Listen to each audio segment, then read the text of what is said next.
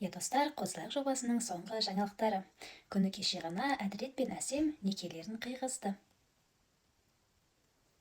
Әділет Әсемді Қозылақ жобасы аяқталайын деп жатқан кезінде белгілі бір сырға салу деген сияқты өзінің рәсімін жасап, менің сырғалымым деп алып кеткен еді, және де 2-3 ай өткеннен кейін өзінің кәдімгі ниетін білдіріп, екеуі некелерін қидырды.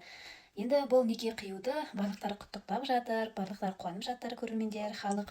Дегенмен де бір көрермендердің пікірлері екіге бөлініп жатқаны көрінеді. Біреулер айтады, ата-аналармен, екі жақтың ата-аналарымен таныспай, неге бұлар тезірек неке қиып тастады? Бұндай болатын беді деген секілді өздерінің ойларын айтып жатыр. Ал біреулер айтып жатыр, жастар болғасын бір-бірін жақсы көргеннен кейін некелерін қиғылары келген шығар дейді.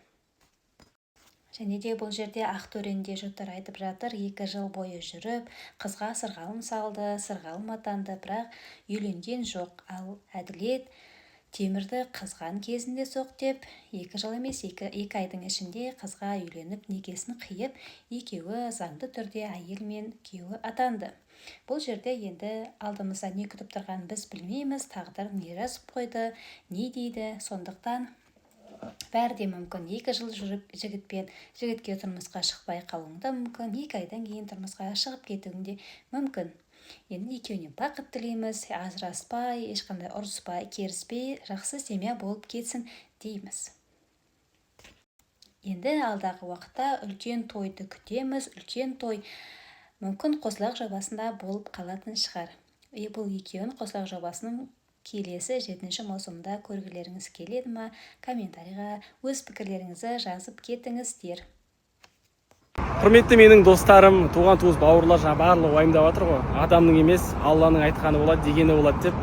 Біздер Әсем екеуміз. Алланың қалауымен екеуміз. Иә, сол шамалы ойнатқанымыз бар енді, кешірім сұраймын. Қарасыңдар. Қалай былай? Мен келіншегім қалай былай?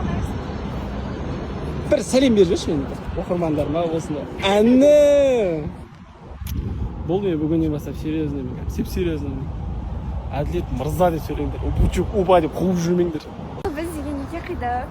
Және де бізде бүгін куәгер Арука мен Баха болатын еді. Кешіп қалып та Исламбек ағамен қолдас болып. Күәміз, ребята. Сіздерге де жұмыс болсын енді бұйырса. Жүре бермеңдер де қой. Кальсаңыз көрсетіңіз. Енді басыңыз бос емес. Иә? Айда шешілмейтін алдым. Отағасы деш енді.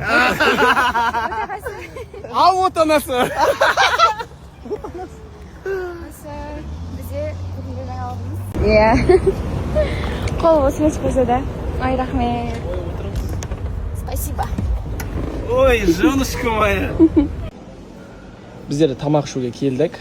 Достар, не істеп жатсыздар басқа? Ой, қайда?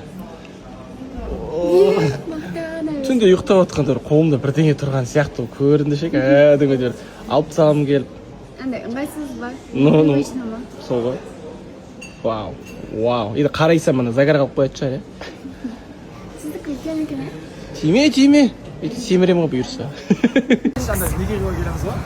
неке қиюға келдік мешітке. Ассаламу Түдім кесті қалай? Күшті. Да? Жүзінде көкіне қараса. Да? Бұйыртса, иншалла некемізді қиын деп жатырмыз. Осы мешітте Ақтөбеде бір ғасыр деген. Куәгерлеріміз сәл кешігіп жатыр. Алттан бірдеңе алда жүрсін өтіп жатсың, еге бойынша. Не болды? Одноразовый никак не.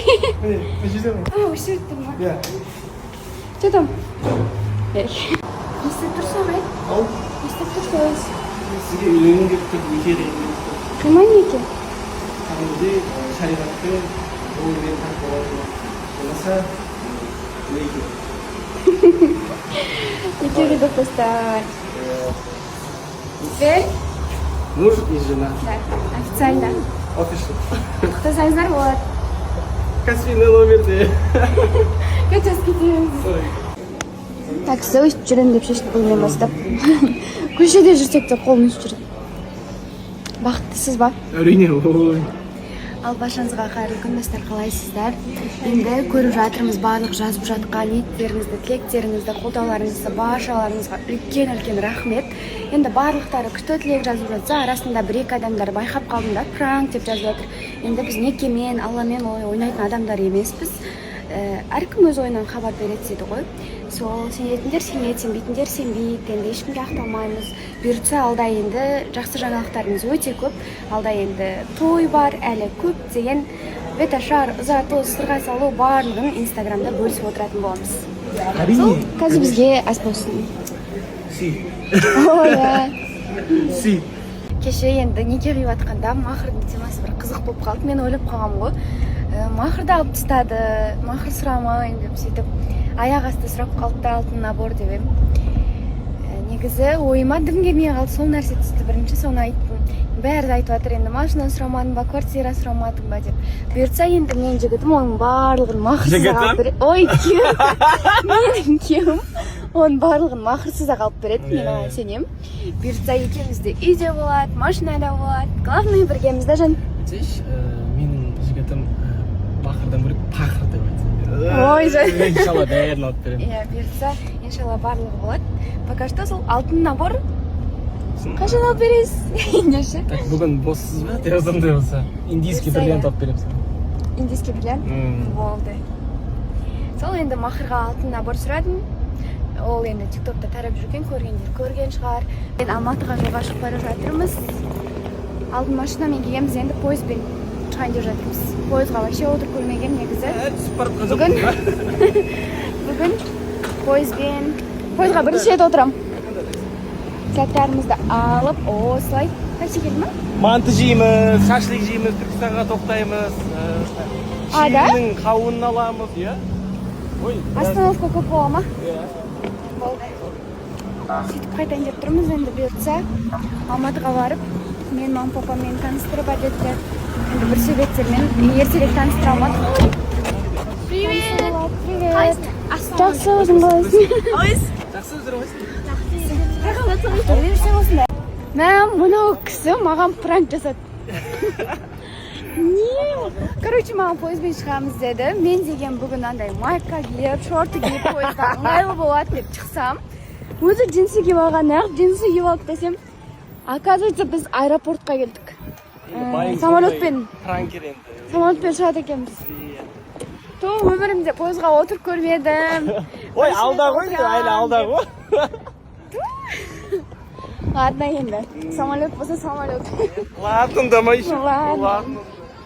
Еще бөлдіртпейді ғой, вообще дым. Тұр бермейсің ғой, короче. Вип алдым, вообще поездан. Эх, пранкер. Оу, чо там, қалайсыздар?